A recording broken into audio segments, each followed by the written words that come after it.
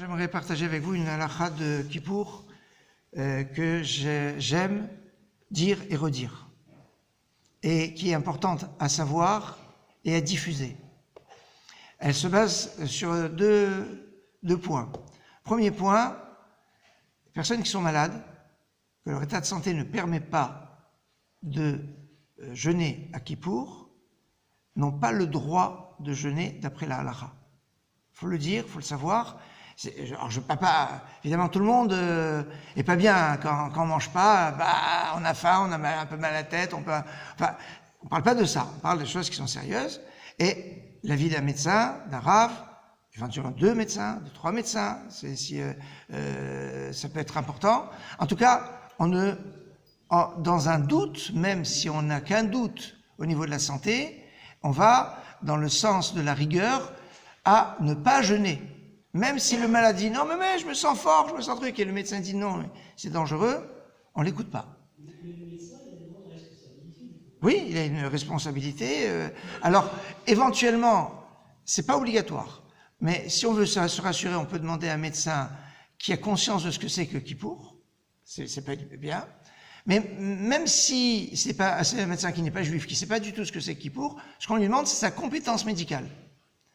Des fois, certains, quand c'est un juif, mais qui est un peu contre la Torah, alors là, il faut des fois peut-être un peu se méfier, parce que il peut avoir l'intention de dire non, vous pouvez manger, ça c'est pas grave. Ça peut être l'aspect, on va dire, expertise du médecin pourrait peut-être. Mais ce que je voudrais vous donner comme halakha qui me plaît, c'est dans la suite. C'est quoi la suite? C'est que la veille de Kippour, il y a une mitzvah de manger. C'est-à-dire, de la même façon, il y a une mitzvah de jeûner à Kippour, et une mitzvah de bien manger la veille de Kippour. À tel point qu'on se pose la question, est-ce qu'il ne faudrait pas faire une bracha spécifique pour la mitzvah de manger? Asher kideshan ou mitzvotav etzivanu lechol be'erev yom Kippour. On ne fait pas cette bracha. Pourquoi? Parce que on ne peut pas remarquer qu'on est en train de faire vraiment une mitzvah, on est en train de manger, tout simplement. Donc c'est pas. Mais il y a quelque chose de très très intéressant là-dessus. C'est que pourquoi on doit bien manger la veille de Kippour? Il y a plusieurs raisons, on va le développer tout à l'heure dans le cours qu'on fera sur Zoom. Mais là, je vous donne juste une petite perle. C'est que ce que disent les Rashi, c'est pour bien passer le jeûne. Voilà, Hachem, il veut qu'on passe le jeûne bien. Alors on mange bien la veille, comme ça, on va bien tenir. Le Zohar dit le contraire. Le Zohar dit on va bien manger, comme ça on va souffrir le jour de Kippour parce que l'estomac sera dilaté et quand il va se recontracter, ça va être plus. Mais j'aime bien ce que disent les Rishonim qui disent que c'est pour bien supporter le jeûne. C'est bien, voilà. Donc on mange bien pour bien supporter le jeûne. Question. Une personne qui est malade, est-ce qu'il doit aussi bien manger la veille de Kippour? Après tout, si c'est pour bien supporter le jeûne, si quelqu'un qui de toutes les façons est malade, donc il ne va pas jeûner, donc on serait tenté de dire, il n'a pas besoin de bien manger avec le Kippour. Logique? Eh bien, c'est pas ce qu'on dit. On ne dit pas ça parce qu'on va dire, qui sait? J'aime beaucoup cette approche, c'est qui mange? Parce que peut-être qu'entre-temps, il va guérir. C'est-à-dire, qui mange bien avec le Kippour? Et qui mange bien avec appétit, parce que il y a quelque chose qui est très fort, et c'est ça ce qui m'intéresse dans ce truc-là, c'est qu'on nous dit que celui qui mange bien à la veille de Kippour, c'est comme si qu'il avait jeûné 2 jours, le 9 et le 10 Tishri. Autrement dit, on lui compte comme 2 Kippour, 2 jours de Kippour.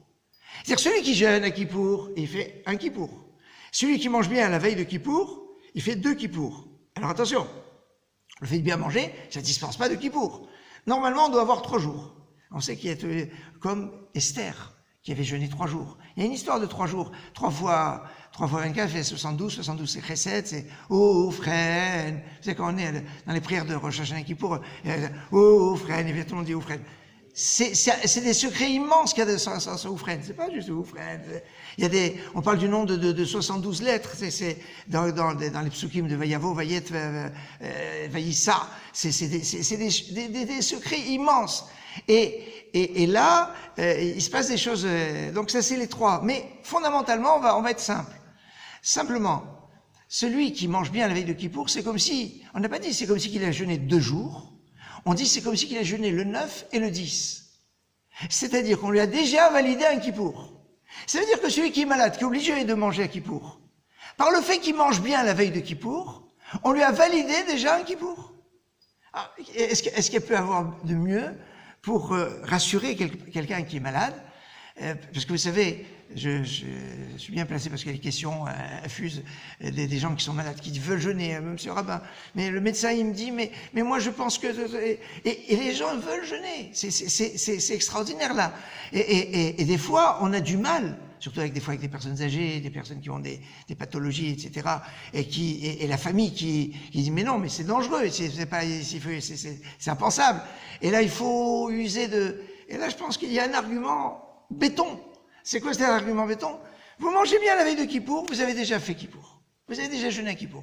Alors maintenant, le lendemain, vous avez une mitzvah. Une mitzvah de la Torah, où Shmartem meod et nafshotechem meod meod, ferez attention à vos vies, qui est de manger le jour de Kippour, parce que, de la même façon qu'on a une mitzvah de jeûner, parce que quand on peut, on a une mitzvah de manger quand on est obligé de le faire. Ah mais attends, j'ai pas fait Kippour? Si! Vous avez fait Kippour? Vous avez bien mangé la veille de Kippour? Vous avez déjà 2 jours de jeûne. Pas 2 jours comme ça, le 9 et le 10. Donc vous avez déjà le jour de Kippour. Je trouve que cette halakha, elle est magnifique. Et elle est...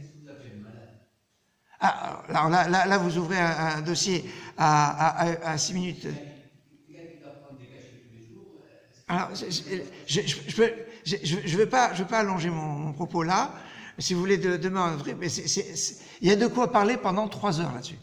Parce que, il y a, évidemment, c'est pas, mais, on en reparlera. C'est quoi est-ce que c'est prendre seulement des cachets? Est-ce que des fois, en prenant des cachets, il faut manger? Des fois, il faut manger, c'est un peu compliqué. Mais on reviendra sur la question avec grand plaisir. Excellente journée.